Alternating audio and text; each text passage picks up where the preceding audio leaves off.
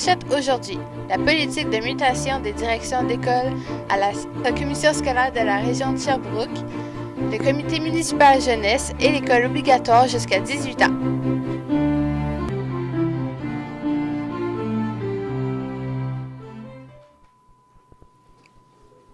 Bonjour et bienvenue à cette nouvelle édition de notre bulletin de nouvelles. La récente mutation d'une directrice adjointe de l'école secondaire de la Montée a créé un certain émoi parmi le personnel et les élèves de l'école. Virginie Nadeau et Catherine Poirier-Picard ont voulu connaître la politique de la CSRS à cet effet. L'ancienne directrice adjointe Geneviève Crête a été mutée récemment. Cet événement choc a créé plusieurs questionnements et mécontentements de la part du personnel. D'abord, je suis déçu. Madame Crête faisait partie d'une excellente équipe école. Pour le personnel, depuis quelques années, on avait de la stabilité dans l'équipe de direction. Alors ça, c'est un avantage pour une école. Alors on perd un petit peu de cette stabilité-là. Puis pour les élèves, je pense qu'il y a perte d'une personne à l'écoute de leurs besoins. Nous sommes allés nous informer sur les politiques de mutation des directeurs adjoints. Quand tu rentres en poste, soit comme directeur adjoint ou comme directeur, parce que les deux se peuvent, bien à un moment donné, il y a un roulement. C'est à peu près aux 5 ans qu'on peut être appelé à changer de mandat, mais ça peut être plus court ou plus long selon les besoins de l'organisation. Il y a des avantages, mais il y a aussi des désavantages, parce que oui, le milieu est déstabilisé, les gens qui sont proches sont déstabilisés, la direction doit apprendre une nouvelle école. Par contre, ça fait partie des défis, puis souvent, c'est des opportunités pour amener du sang neuf dans une école. Mais selon vous, ce changement est-il favorable ou défavorable du bien-être du personnel enseignant et des élèves? Comme dans toute situation, il y a des points positifs et négatifs, mais nous n'avons d'autre choix que de nous adapter. C'était Virginie Nadeau et Catherine Poirier-Picard pour la salle des nouvelles. Le conseil municipal de la ville de Sherbrooke a accueilli récemment 13 élèves de la région pour une séance bien particulière. Louisiane Camiré et moi-même étaient sur place pour assister au débat. L'hôtel de ville de Sherbrooke est devenu l'espace d'une soirée, le théâtre d'une assemblée bien spéciale. Depuis maintenant 5 ans, le Carrefour de solidarité internationale organise en collaboration avec la mairie de Sherbrooke un comité municipal jeunesse. Ce comité joue un rôle consultatif auprès du conseil municipal de la ville et du conseil des mairies sur des préoccupations communes aux jeunes et au pouvoir décisionnel de la municipalité. Le 19 avril dernier, 13 élèves de 3e, 4e et 5e secondaire de la CSRS ont pris la place des conseillers municipaux pour débattre sur 2 importants sujets: la rétention des immigrants à Sherbrooke et la réglementation sur les skateboards et les longboards.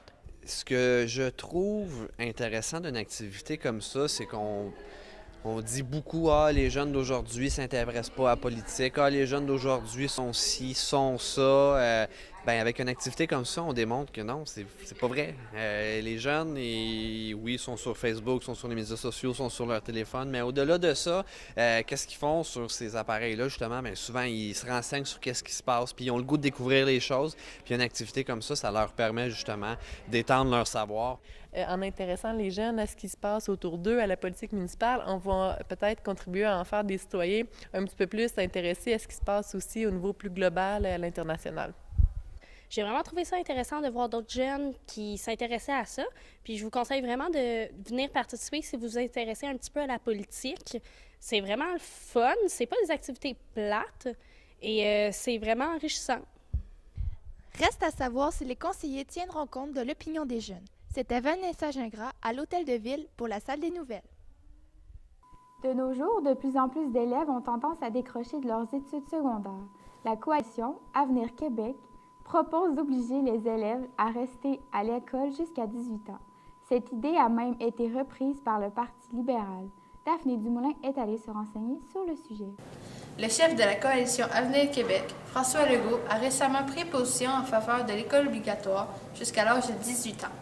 Étant donné que la diplomation des jeunes Québécois au secondaire est de 72 %, contrairement à l'Ontario qui est à 85 %, cette mesure devrait-elle contribuer à l'augmentation des diplômés? Si on garde l'école en ce moment comme qu'elle est, puis qui rallonge jusqu'à 18 ans, pas sûr que ça va être gagnant. Moi, je trouve que c'est bien mieux comme ajouter des services, être là pour l'élève, lui donner comme du soutien puis de l'aide, autant comme psychologique puis au niveau éducatif, qu'après, ben, s'ils veulent continuer à aller faire un DEP ou faire une technique ou continuer à l'université, ben go, mais au moins qu'il y ait une base solide, que ça soit solide. Puis, parce que moi, un jeune, c'est comme une plante. Puis pour X, Y raison, il y en a qui poussent pas bien. Mais ils ont besoin de l'engrais, d'un tuteur, de plus de soleil, puis tout ça. Puis moi, ben, c'est le soutien puis l'aide aux élèves qui représentent ça. Reste à savoir si un projet de loi sur la question verra le jour. C'était Daphné Dumoulin pour la salle de nouvelles.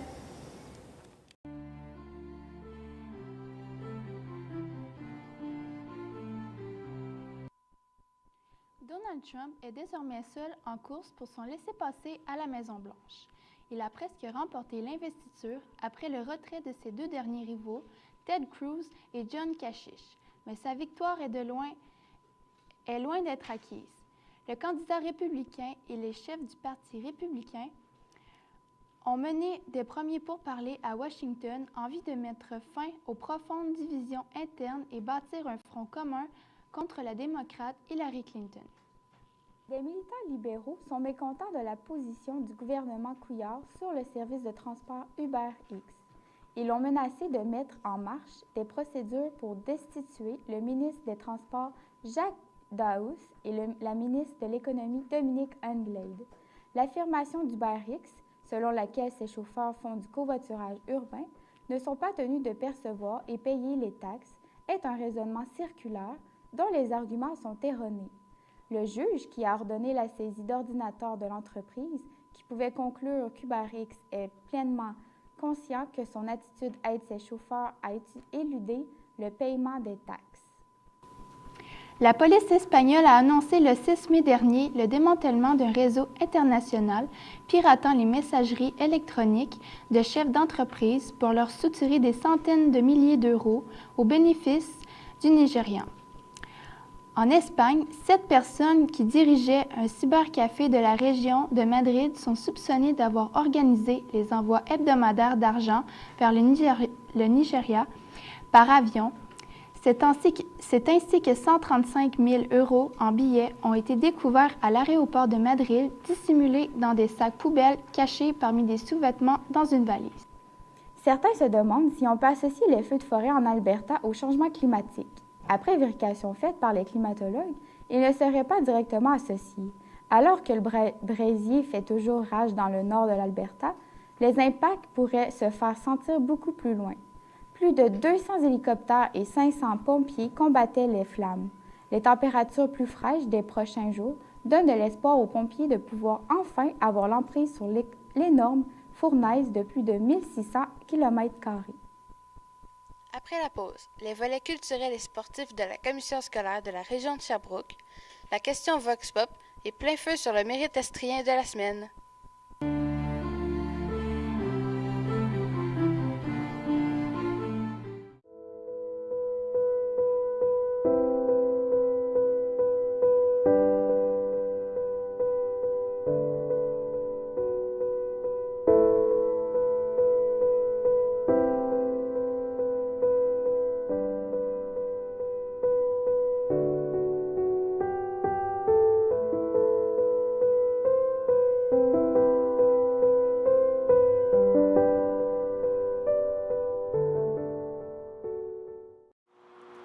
Avec 10 300 $, j'achèterais 343 vêtements couchés.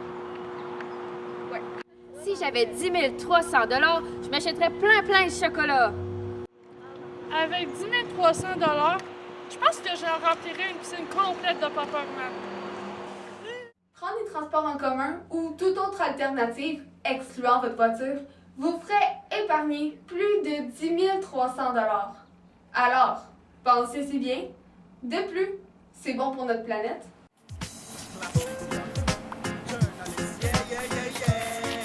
Hey! Mon casque!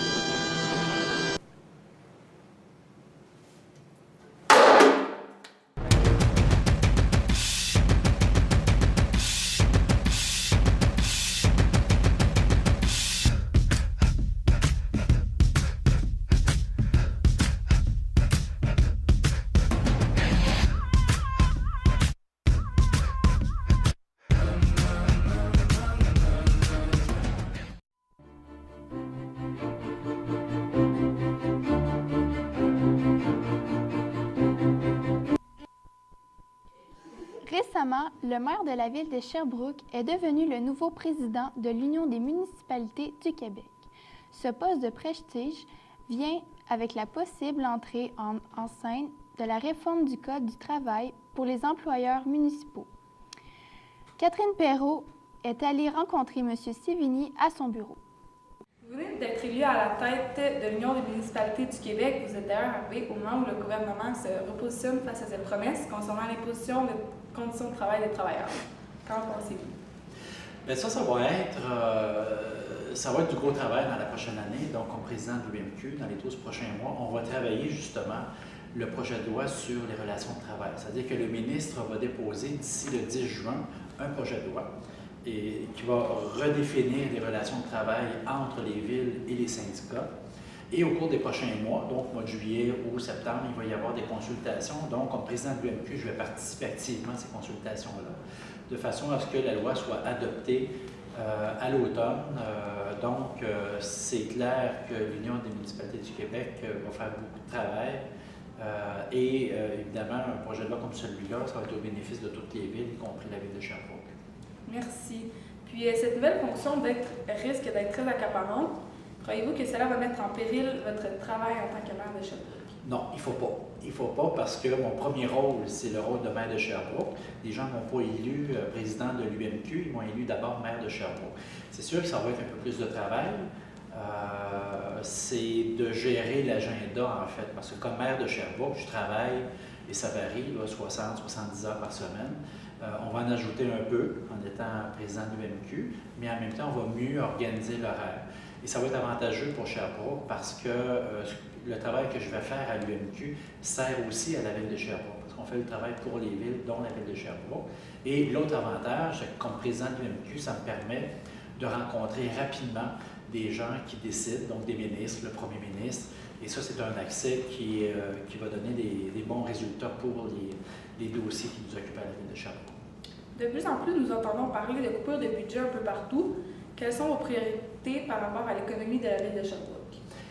Oui, les budgets sont serrés. Il faut les gérer, les taxes des contribuables de façon judicieuse, de façon correcte. Mais en même temps, il faut investir dans le développement économique. Alors, ce qu'on va faire, nous, au cours des prochaines années, c'est de bien identifier les projets. Ce qu'on ne peut pas se permettre, c'est d'investir dans un projet qui ne marchera pas.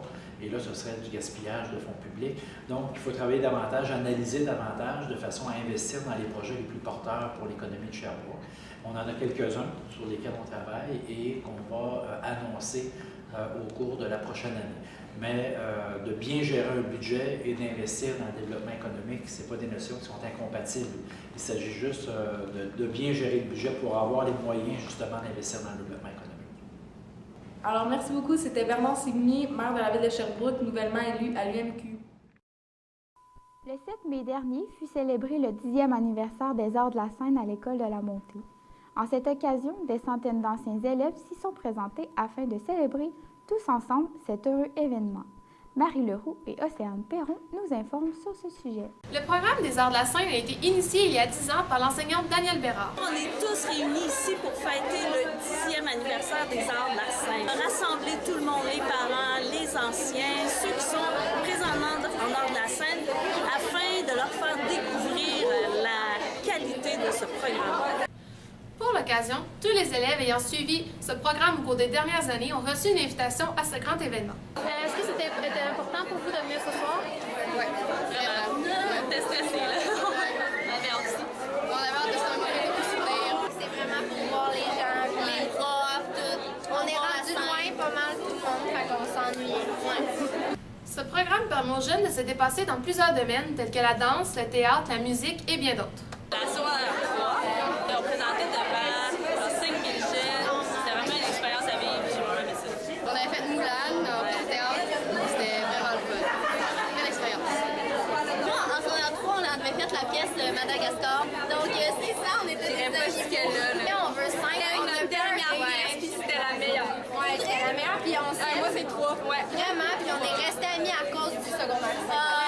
Ce qu'ils vont avoir acquis ici, mais c'est sûr qu'ils vont pouvoir le reproduire quand ils vont être plus vieux. J'avais à cœur cette soirée. C'était une soirée forte en émotions et remplie de souvenirs mémorables. C'était Océane Perron à l'école secondaire de la Montée pour la salle des nouvelles. Le 30 avril fut le théâtre du championnat régional de soccer intérieur. Mao Juma et Abla El Awad nous parlent de la dernière saison.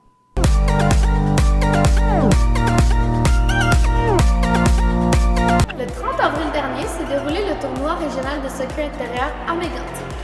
Les joueurs de l'école Lebert, quant à eux, ont donné la bannière de saison. Nous avons interviewé une personne qui les a suivis tout au long de leur parcours et une personne qui a fait partie de ce parcours. Nous sommes allés leur demander quels étaient leurs objectifs. L'objectif, c'était de gagner la saison régulière, premier de la ligue avec aucune défaite. Développer une bonne chimie entre l'équipe, puis avoir une bonne compétition, et assurer la victoire à chaque match. Si cet objectif a été atteint? Moi, je dirais partiellement. Moi, je dirais non, parce qu'on a perdu les régionales. Pensez-vous que votre saison était une réussite? Notre saison, c'était une très belle réussite. En équipe, on s'est rendu loin, même si on n'a pas gagné le tournoi. Je suis fier de mon équipe parce qu'on a gagné la saison, même si on aurait voulu gagner le tournoi. Même si la jeune équipe n'a pas remporté son tournoi, ça fait une saison presque parfaite, avec une seule défaite durant tout le long de leur parcours. Ils ont donc gagné une bannière et sont très contents de cela. Isma Oujma et Abla Lawad pour la salle de nouvelles. Alors que l'année scolaire touche à sa fin, on ressent la frénésie de l'été qui arrive à grands pas. Léonie Vallière, Yori Langlois et Jenny Lefebvre sont allés interroger des élèves sur leur projet d'été. Comme vous avez pu le remarquer, la chaleur se fait ressentir de plus en plus dans nos belles journées de printemps. C'est un signe que l'été arrive. Nous avons donc demandé à plusieurs élèves de Lebert qu'est-ce qu'ils comptaient faire de leur été. Cet été, je joue au soccer. Je m'en vais en Colombie-Britannique passer 2 mois avec une communauté virtuelle. Je vais faire du sport, je vais voir ma blonde, puis je vais me baigner. Je vais faire du curling en Roumanie. Je vais aller voir si une vidéo au Centre Bell cet été. Moi, cet été, je vais travailler, m'entraîner, et puis manger. Moi, je m'en vais en Algérie pour mes grands-parents pour un mariage. Je fais un programme pour apprendre l'anglais. Je vais travailler, puis je vais sûrement aller en vacances en Algérie. Je vais répondre à la question. Moi, je vais faire du bénévolat au lac. Qu'est-ce que tu veux faire cet été? Ben, on va travailler. Je vais sûrement partir dans l'Ouest en char. Grâce à mon école, qui m'ont parlé de mon programme, c'est YMCA Exchange, ça se peut que je fasse ça. Puis sinon, je vais sûrement travailler pour me faire de l'argent et me payer ce que je veux. Je vais aller avant du bon été. C'était je travaille, puis Je vais m'amuser, profiter de mon été. Là. Je vais sûrement faire des petits échanges, je vais aller dans des camps. Puis je vais voir mon petit copain, puis c'est ça. Moi, j'ai pas de petit copine, je vais pleurer du côté. Moi, je vais à la ronde avec mes amis. Donc, voici ce qui conclut notre dernier Vox Pop de la salle des nouvelles de l'année. On vous souhaite une belle été remplie de plein d'activités pour chaque personne. Au revoir! Chaque semaine, Radio-Canada Estrie remet le mérite estrien à une personnalité qui s'est démarquée. Pour la semaine du 2 mai, le récipiendaire était Wilson Saint-Jean, président fondateur de la Maison des Jeunes Le Passage. Nous sommes allés interviewer Wilson Saint-Jean, enseignant en éducation physique, qui a été nommé mérite estrien avec le projet La Maison Le Passage. Ce projet, initié par sa grand-mère, se poursuit de génération en génération. Bonjour, M. Saint-Jean. Merci beaucoup de nous accueillir. Ça me fait plaisir. Si votre projet porte fruit avec les maisons en Haïti, la Maison des Jeunes, est-ce que vous croyez que vous pourriez en ouvrir d'autres? Oui, en fait, c'est l'objectif. C'est sûr qu'on l'a nommé quelque temps avec les journalistes, mais l'objectif, c'est d'en ouvrir d'autres maisons des jeunes en Haïti, dans les 10 départements. Parce que c'est sûr, à Jérémie, c'est où je viens, où ma famille vient. C'est normal que je commence là. Puis de plus en plus, après, ça va être dans les autres départements. De quelle façon les Sherbrookois et Sherbrookoises pourraient vous aider? Financement et puis accompagnement.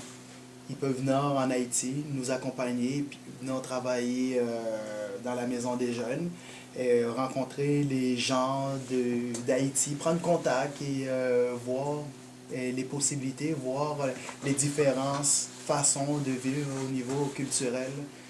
Puis pour un élève qui voudrait venir vous aider en Haïti, justement, ça coûterait environ combien vous suivre? Là? En fait, ça dépend, combien de temps. C'est aussi, qu'est-ce qui est bien aussi avec le CSC, le Carrefour Solidarité Internationale, les gens qui veulent y aller en Haïti, aller faire du bénévolat. Ce jour est déductible d'impôt. C'est déjà tout, M. Saint-Jean. Je vais vous dire un gros merci de nous avoir donner un peu de votre temps.